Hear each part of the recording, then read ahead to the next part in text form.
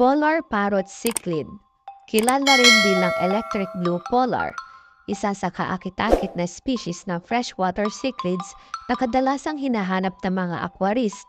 Ang pinagmulan ng mga blue polar cichlids ay bunga ng crossbreeding ng dalawang magkaibang uri ng isda, ang blood parrot cichlids at ang convict cichlids.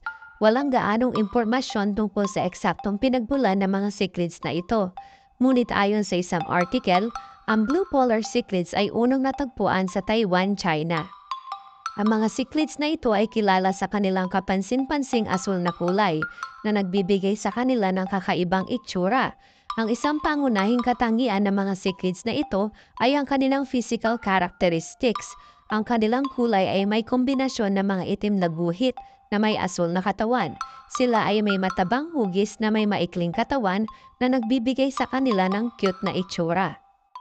Sa kanilang juvenile stage, pareho ang itsura ng mga lalaki at babae, ngunit kapag sila ay nag-matured, mapapansin mo ang pagkakaiba. Ang mga babae ay may mas bilugan at mas mataba na katawan, habang ang mga lalaking blue polar ay may mas malapad at payat na katawan. Nangangailangan ang mga isda na ito ng di bababa sa 30 gallons na aquarium na may temperatura na 24 degrees Celsius hanggang 28 degrees Celsius upang mabuhay. Kailangan silang pakainin ng mga pagkaing madaling natutunaw. Halimbawa nito ay ang mga commercial fish food tulad ng pellets at flakes. Maaari din naman silang pakainin ng mga live at frozen foods tulad ng feeder fish, bloodworms, crustaceans, brine shrimp, at maaari din silang pakainin ng gulay tulad ng lettuce at cucumber. Ang mga cichlids na ito ay maaaring maging agresibo kung nararamdaman nila na may panganib. Kaya inirekomenda na maglagay ng mga hiding spots tulad ng caves, rocks at pots.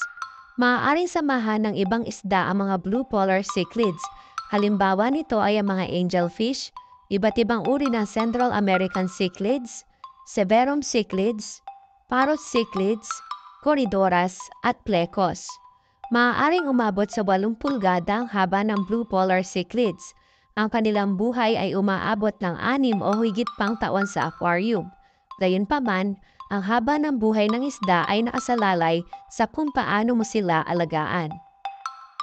Kung nagustuhan nyo ang aking video, please like and subscribe dito sa aking channel. Maaari din kayo mag-comment at mag-request ng mga videos tungkol sa pag-aalaga ng iba't ibang uri ng freshwater fish. Maraming salamat at fish be with you!